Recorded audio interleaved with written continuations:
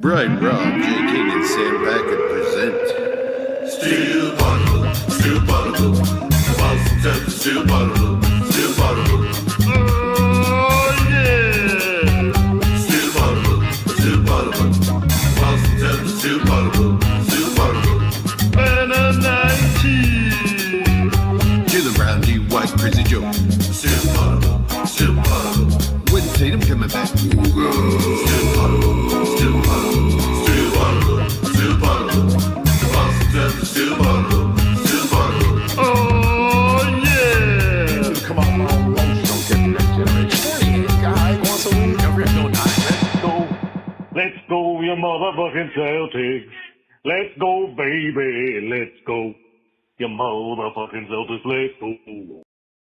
Let's go. This is Still Poddable.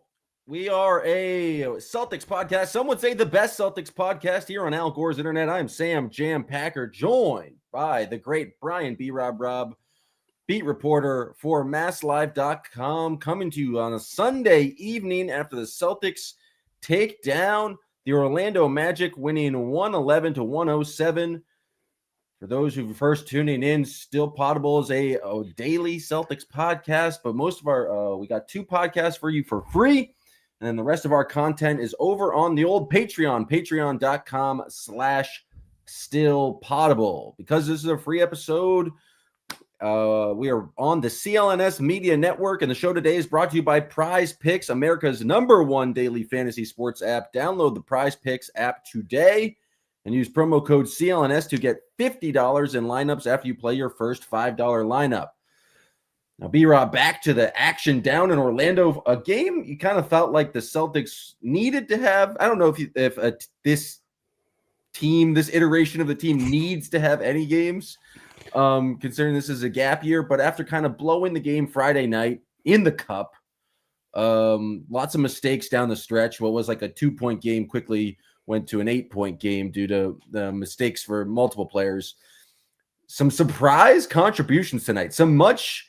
I would say there's been two scapegoats of the Celtics season, and both of those guys stepped up tonight with Anthony Simons scoring 17 straight points, I believe it was, in the first half, and 25 total in this game to really get the scoring going. And then Luka Garza down the stretch, making every single play.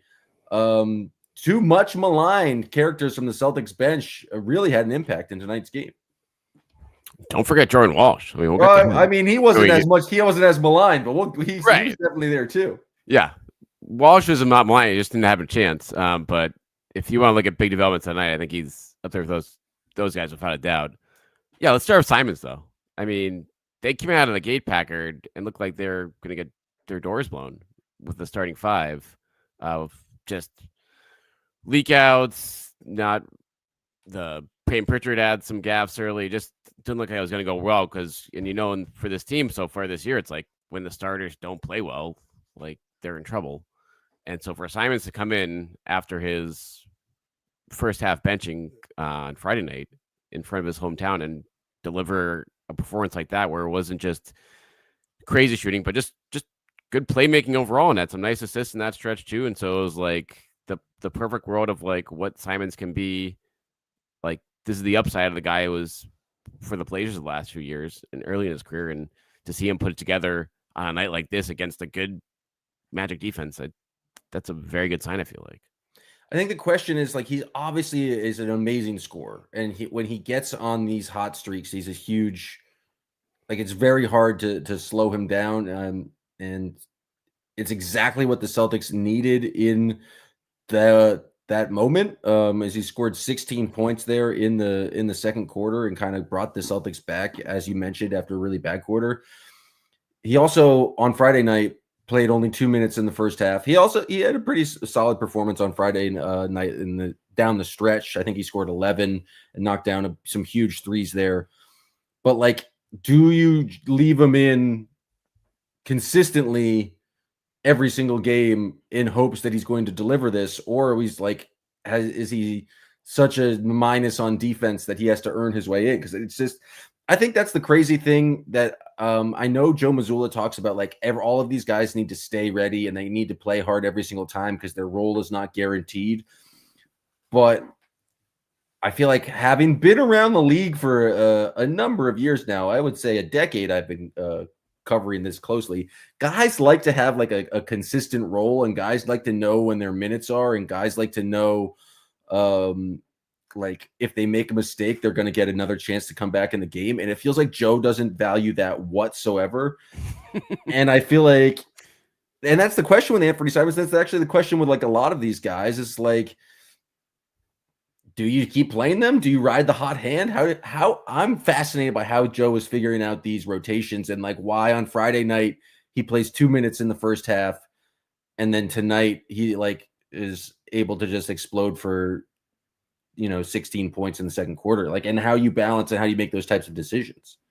Yeah, I think it's a work in progress, and the fact is, he didn't score in the second half tonight, and he still played. Like, he was like fine in those stretches, I feel like, and got, I think, a little bit of run in the final 5 minutes of the game. But it's just like the trust factor of White and Pritchard is strong right now, and so figuring out, okay, like who's going to sit if Simons is going to play in those spots, and can we play three of those guys together in crunch time and get away with it? Like, the answer to most of those have been no right now. But that is with Simons, like he's not like Jordan Walsh or Hugo Gonzalez are talking about. This is someone who's averaged 20 points per game last year, and without a doubt needs to play for this team for a variety of reasons, beyond just like scoring points right now. So whether you'd like to see maybe Joe find spots for him late in games more, but I think I kind of liked how he handled tonight. Like, it was clear in the fourth quarter there, like he wasn't on the floor when they got off to that 16-5 run or whatever it was to be in the quarter, but he got a chance there. But once it was kind of slipping away a little bit, all right, it's all right. We're gonna go back to Pritchard here because it's like Simons was tearing it up in the second half. So I think it's about figuring like when he has it going, go to him. But if it's not, then like don't force it either, I guess. Yeah, but if you never go to him early, then how is he ever going to get it going? Like, I feel like they only used him like break glass in case of emergency here, and it's different. And you mentioned it's like they have much greater depth at the guard position, so there's games in which they can play 2 minutes of Anthony Simons, and it's no big deal. Garza, on the other hand, Garza's going to play no matter what because you don't have a real backup center. He is your backup center, and Yanimi is not going to be, he's not at a point where he's playing 30 minutes a game. He fouled out tonight, and Garza came in and still made some big plays. But Garza was the big on the court at the start of that fourth quarter where they go up and create this big run. And Garza struggled. This is definitely his best game as a Celtic so far. And it's not like crazy stat lines. He did have 8 points in in that fourth quarter. A lot of that coming from offensive rebounds. He's like, I don't want to say he's been bad this entire season. Like, he has been a consistently high effort, high energy offensive rebounder this entire season.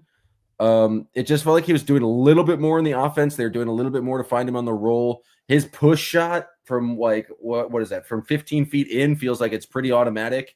And then he was just making plays, high energy, tipping balls away, creating energy on the defensive end of the court. Is just a very solid performance from Luka Garza, who actually dunked a basketball, which was unclear if he could do that, but he was fantastic tonight and like made some plays and it was screaming, "Let's go!" going back to the bench. Like, he's definitely a high energy guy, and just crashing the glass. I thought he was phenomenal tonight.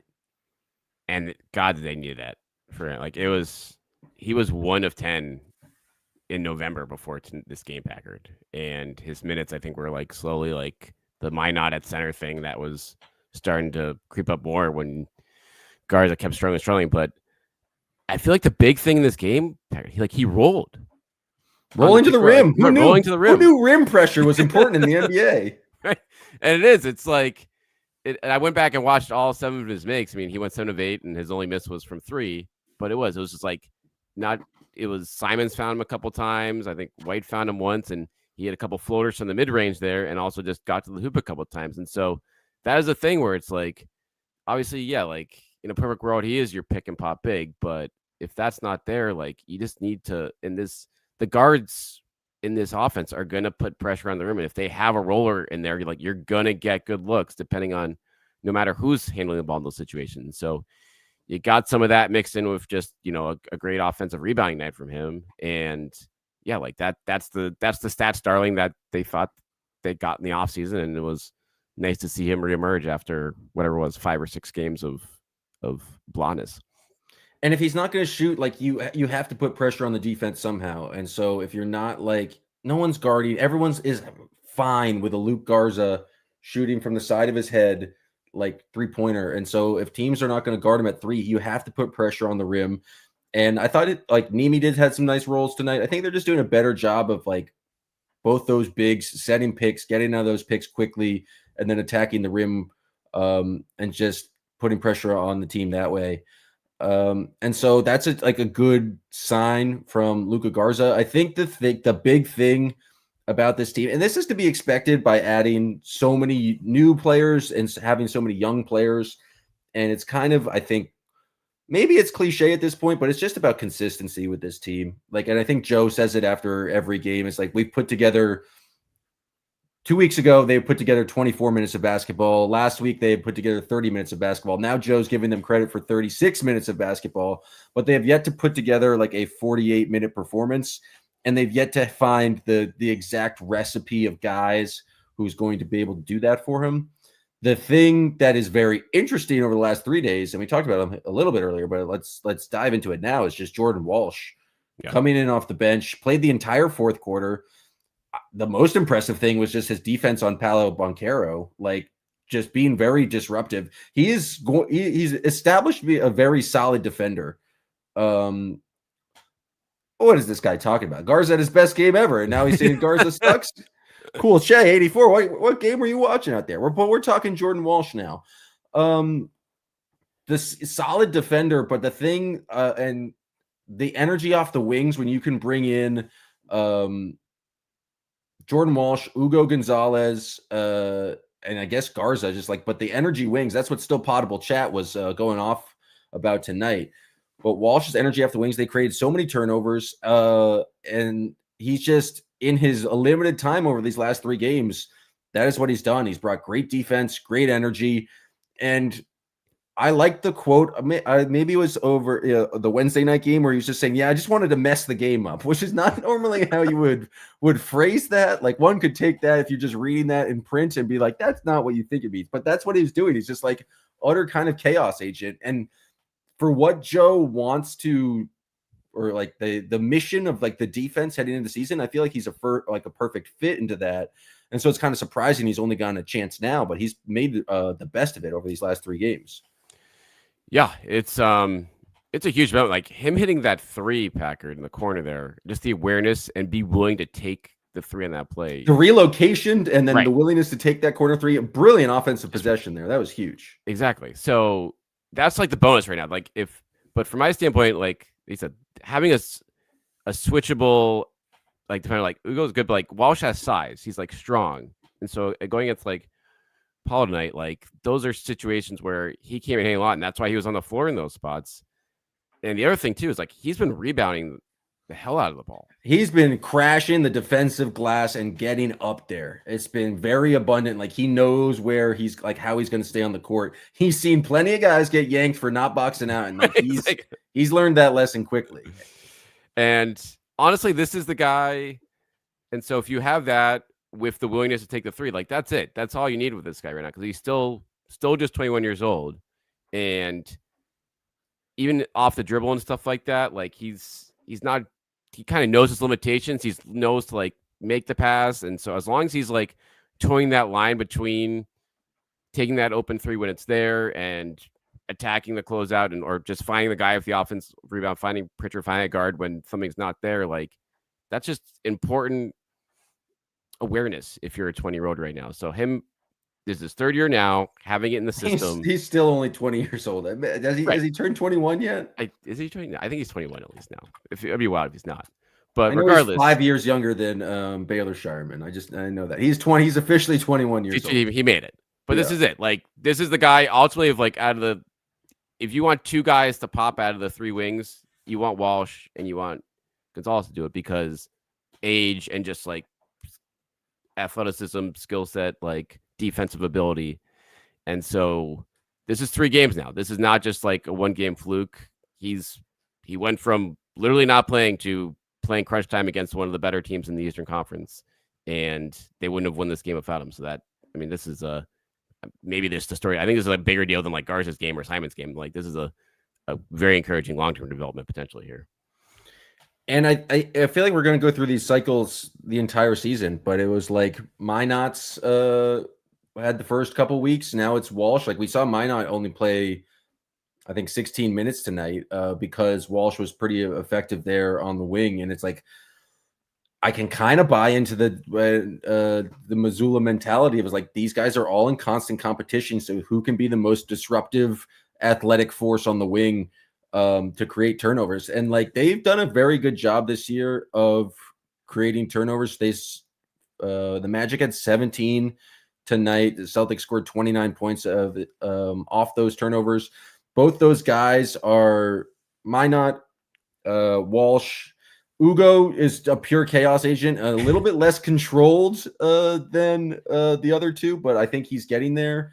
And Ugo had a beautiful pass, the Euro step, switching hands, lefty pass to Nimi. Like that's just flashes of an 18-year, like an 18-year-old really shouldn't be able to do that. But all of those guys are going to get their chance. And I think with young guys like that, the mentality thing, and I talked it earlier with Simons, where it's like Joe is keeping them hungry and is very insistent that like you need to consistently play your ass off if you want to keep getting minutes. And it's like very quickly going to go away if you do something incorrectly. I feel like there was a play. Which player was getting screamed at by Joe when they went to a timeout during the commercial? That was Ugo. It was Ugo. Like after a successful play. I think that was after it was hilarious. It was like in the midst of a great sequence, and then it like maybe it was Simon, so it was like in the middle of him going off of that, maybe 17 straight, and then it cuts to the bench and just like Joe and I think it was Tony Dobbins just laying into. And I think what it stemmed from, I actually went back and watched it, and I think it was like on a closeout, like a possession or two before, he kind of stopped short a little bit after like going for kind of a lazy like steal behind the back. So I assume maybe they were just going after him for me, like, listen, you can't, like, we're not doing lazy closeouts here. This is like what you do. But regardless, after that sequence, I think he was great in the rest of the night. He was on the floor again for that 16-5 run at the start of the fourth quarter. So to have him and Jordan Walsh out there together in a 16-5 run, Packard, like that is, if you told us that against a Orlando Magic team, if we do that with Luka Garza as the main big, Luka Garza, it's like this might be the night of the season for the Celtics bench because they saved the starters' ass tonight. Like everyone was a positive and plus minus there. Outside of Hauser, everyone did something in the mix there. And now it kind of feels like Joe is starting to settle on more and more of a rotation here. And guys are gonna rotate in and out of that 10th spot now. But I think he's like, I'm gonna go with 10 guys here most nights, and it's usually gonna be wings over bigs. It feels like at this rate. Yeah, it feels like he has his two bigs. It's Keita and Garza. And then it's just a hodgepodge of some combination of Minot, Hauser, Walsh, Ugo, just throwing them all in there. We have not seen a consistent rotation in terms of like last game. On Friday night, I really liked Peyton Pritchard with his bench guys. And it was like a Peyton Pritchard let him cook. And then it kind of came back with the rest of the team, but with Ugo or with Walsh in for the Peyton Pritchard role. Totally different rotations against the same Magic team tonight. I don't know how. Do you know if Joe's the one doing that? I feel like some coaches have like their assistant is just like mostly in charge of substitutions, and like, do you know exactly how that works for the Celtics? I think I'm sure there is an assistant in charge of that, but Joe, he certainly goes down and calls guys in and out. But as far as like the regular rotations, right, like who's the first three and stuff like that, all right, go get them. Like it's time to go, like hitting minute marks. I'll be curious to see how much Joe keeps tabs on that himself versus giving that to a second command. But it's starting to like the Garza piece of the center, like that's the thing. Like if Garza can start piecing these Garza's not back a together complete again. He's minus. not complete. Like, Yeah. if we can get back to replacement level. So like, again, like, you do this. He had like, and you look back at the game log. He like in the 3-game winning streak. He had those are 3 good games from Garza, and then he kind of fell off a cliff over the last 5 games. So now it's like, all right, if we can at least get like every other game, not this level of game, but just like a bucket here or there, and looking more solid in defense. When he rebounded well, I think, on defensively tonight too. That was a big thing. Like, he's been getting killed on glass, but he actually held his own down there against the Magic. In addition to the offensive glass, but the other thing I think we need to talk about, Packard, is the end of the game stuff, like the passing, not just the Walsh 3, but the Derek White 3. Let's talk about that after I tell everyone about our friends at Prize Picks. So, folks, this episode is brought to you by Prize Picks. It's the hard-hitting football action is even better with Prize Picks. Basketball is also on Prize Picks. The Patriots had a fantastic win today against the Tampa Bay Buccaneers. And so if you want to keep the fun rolling as the football season goes on, or the start of the basketball season, Prize Picks is the place for you. And you can get $50 instantly in lineups when you play your first $5 experience. Prize Picks is the only app that offers stacks, meaning you can pick the same player up to 3 times in the same lineup. If you want to pick more on Drake May's passing yards, rushing yards, and touchdowns, now you can pick all of them in the same lineup only on Prize Picks. Prize Picks also has Flex Play, where you can get paid even if one of your picks misses. And if you want to go for your biggest payouts, you can go for the Power Play. No matter which way you play, Prize Picks is a great way to put your takes to the test. Download the Prize Picks app today. Use code CLNS to get $50 in lineups after you play your first $5 lineup. That's code CLNS to get $50 in lineups after you play your first $5 lineup. Prize Picks, it is good to be right. Now, B-Rob, you're talking about that late game execution, especially in the fourth quarter. This was something I thought the Celtics would struggle with this year. Fourth quarter offense in the clutch, in the half court. And I think if you look at both of those possessions, there's 3 major threes in that sequence. Jaylen Brown, someone went under on a screen with him, and he just took a 3, hit down his first 3 of the game. That was huge. Next one is that Derek White 3, but that was a possession that started with Jaylen Brown drawing 2 defenders, getting off the ball, passing to Jordan Walsh, and made the quick swing pass to Derek White. And then it was another Jaylen Brown started possession where he drives, is able to kind of consolidate people under the rim, kicks it out to Peyton Pritchard, who does the pump fake, steps in, and finds Jordan Walsh. And now, did I go no when Jordan Walsh was taking that 3? Yes. Was I pumping my fist when he made it too? Where's the faith after the first one that he made in the fourth quarter? You know, you don't have credit or faith in him down the clutch, but he absolutely made it. And maybe I should have faith in him now because he's shown his ability to do that. But my point is, Jaylen Brown was the facilitator in all 3 of those plays. And I thought Jaylen Brown, he did not shoot 50% from the field today. He only had a meager 27 points, and he continues to be a menace from 2 points. But his facilitating, only 1 assist, but I think he's just been a much better playmaker. And all of those decisions down the stretch, I think show a maturity of knowing to give the ball up is the right play. Like, he did his job of drawing the attention and giving the ball up, which I think like what you need to do in those situations. 100%. And like he knew what Orlando was going to do, is just like pack it up and try to stop him there. And so, especially after a rough Friday night for him in the fourth quarter, where he just couldn't get anything going there, now it looks like the wheels are slowly falling off again after that big run. Like they're just chipping away. And so, yeah, for the panic not to kind of set in there and says, okay, no, let's just get great shots, great process.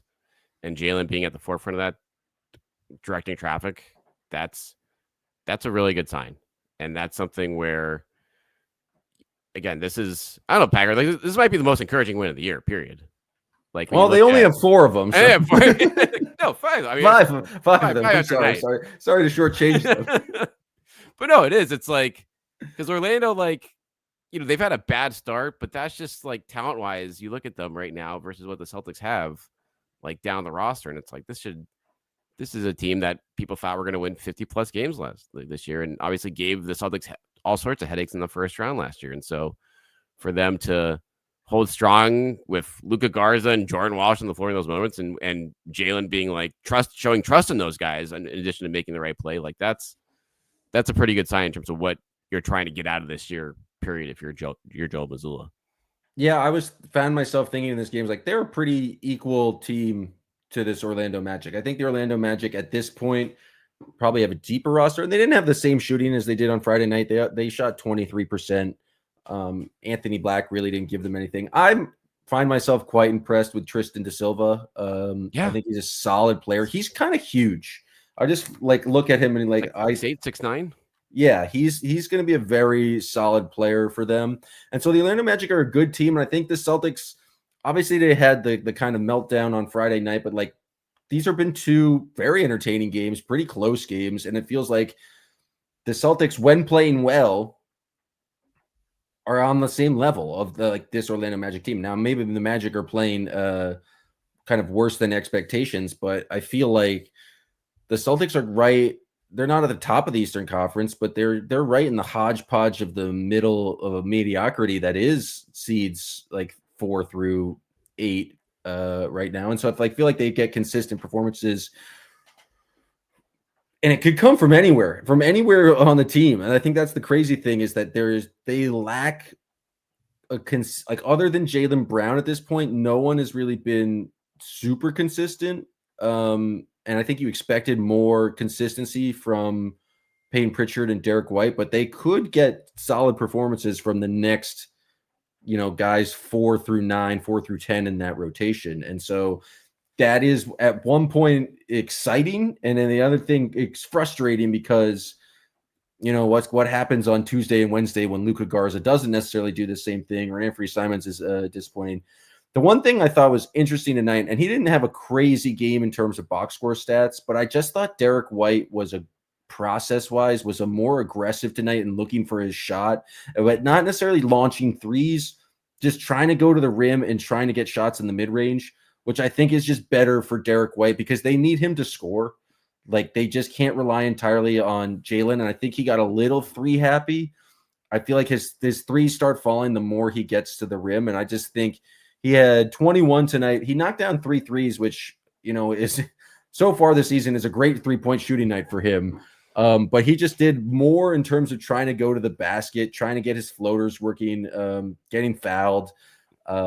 He's played phenomenal defense this entire time. There's some of those chaos sequences tonight where he does the chase down steals. He's been fantastic, but I just liked his process of just being more attack focused and trying to get into the paint. Because once you get the ball in the paint, the offense just seems to do better. And I especially like him in the paint, like the Celtics offense with the ball in Derek White's hands. I just thought he might be trending in the right direction. We haven't seen the 4 or 5 or 6 made threes in a game, but I just think he's getting a little bit better, which is going to be a huge boon to the Celtics offense once he does. 100%. It's like him probing the defense inside the paint. Like, that's just like, I feel like his natural instincts. That's like how he came up as a Spur, and like he's at his best there when he's able to do that. And that's just good for the Celtics offense, period. And so, yeah, like you're gonna want him. He's gonna take threes. You're gonna want him to take. He's gonna need to take threes out of desperation, or you want to get him in catch and shoot opportunities more, which again they got in the last minute of the game there with the pass from Walsh. That was good to see him hit a couple of those like that. But yeah, like just getting down to we're not at 11, 12 attempts per. We're not leading the league in 3-point attempts per game, because that's a sign of like him having to self-create out there a little bit too much, and where he is with his shooting right now, that's just probably not a good thing for his confidence. So, yeah, on paper, 7 of 18 is like, but overall, like this was a creating person. And what about that possession? The steal, a couple of steals for him in this game was also, I don't know if that got him going, but like that in the first quarter when he like went down, just a classic chase down, and then went Jose Alvarado on another one, just stole one. I think I don't know if it was like Wendell Carter Jr. right under the basket there. That was a great one. It feels like he's good at one of those like chase down steals per game. Like he just catches guys in his sights and is able to close on them. He's been struggling offensively. I don't think it's led him it's not affected his defense this entire season. And so he is the go-to guy to put on kind of guys on the perimeter. I thought the Magic actually did a good job of getting switching Paolo onto him down the stretch because that's just not a matchup for Derek White. And shockingly, it was like, we need to get Paolo off Jordan Walsh. I thought that was and get him onto Derek White. But Derek White has been, he makes the right plays on defense most of the time. It is great at screen navigation. And so I think it's a real credit to him that he hasn't let kind of these shooting woes affect his defense whatsoever. I'm trying to think if we missed anyone else. Hauser's in a tough rut right now. Hauser's in a rut, and it's tough because if he's not making shots, then like you're gonna go to Walsh, you're gonna go to Ugo, you're gonna go to the high energy chaos guys, right? Like they'll just give you a different element. And so, but I feel like Hauser's the type of guy who's like he's gonna get 15 minutes a game. I can't see like a time where you're not gonna try to just be like, oh, we're gonna get the elite shooting out there on offense. Like he's due for 15 minutes. I feel like all of these guys are kind of just like, well, the baseline is 12 minutes a game, and we'll just ride the wave and just like figure it out from there. Right. Just think who's stepping up. Yeah. Hauser, 3 of 24 now in his last 4 games from the field. Like, I don't know if we've seen a rut like that for him in a long time. The thing with shooters, though, is he could hit 4 threes or like in a quarter against the 76ers on Tuesday night. Like, so you just, and the spacing he provides, you just like got to keep running him out there. Like there's he's playing like I said, the 15 minutes a night are guaranteed for him regardless. It's like it's encouraging again. They can win a game like this when you're getting another room, and it's because of everyone else on the bench. Because that's a guy I think a lot of us expected. Okay, he's going to be, his production is just going to go up this year. He's going to get the looks, but I think he's suffering from the fact that those looks are not easily created for him anymore. Thoroughly when if he's not out there with the starting 5, they're definitely not out there for him, because when you're playing with the second unit, like guys, and you're playing with we're playing with non-shooters, like everyone's going to stick to him. So hopefully he'll get back together. I would imagine he would. Any other observations from this game or the weekend, B-Rob, before we get out of here? I mean, it's just the Magic being 4-6 is like, geez. Like, I feel like they're a pretty like good team. It's just Desmond Bane has not done a single thing for them. 9 points tonight. Season, like he's used to be a knockdown shooter. Missed his 1 3 attempt. Like, but if you look at all his box scores, he's just been bad for the entire season. It doesn't make any sense. Yeah, I don't know. I guess they came back down to 7 of 30 from 3 tonight. But by and large, yeah, when you're giving up 4 first-round picks for a guy, and you're like your 4th option. He's supposed to fix your whole shooting. Like he's supposed to be the guy you can go to, your safety valve, and just gives you nothing. You would imagine that's going to change. And I think as soon as it does change, like this Magic team probably takes off a little bit if they just have a little bit more consistency from outside. But because they're not grinding as much on defense now. I feel like they're like becoming a more offensive minded team, but then it's like, all right, well, that's what made you guys a pain in the ass to play against now, and the Celtics outgunned you, at least in this game, it seemed like.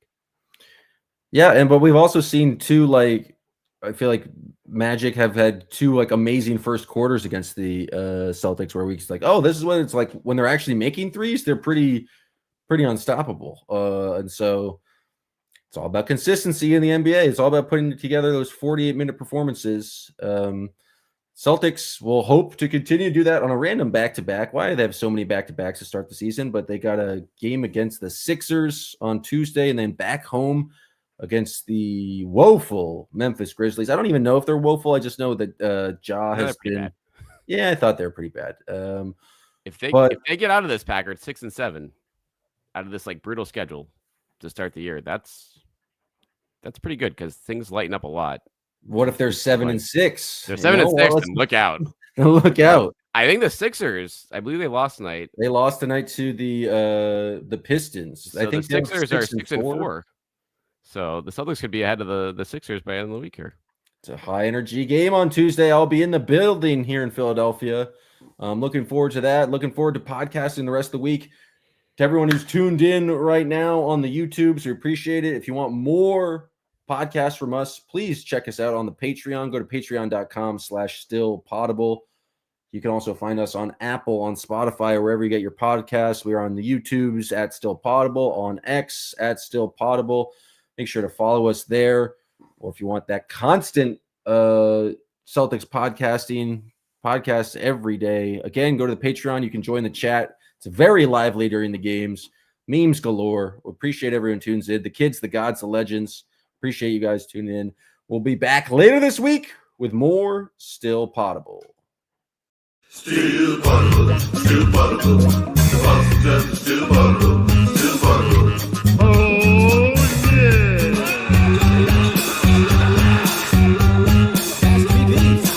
Slow down from eating and drinking and all that wild stuff.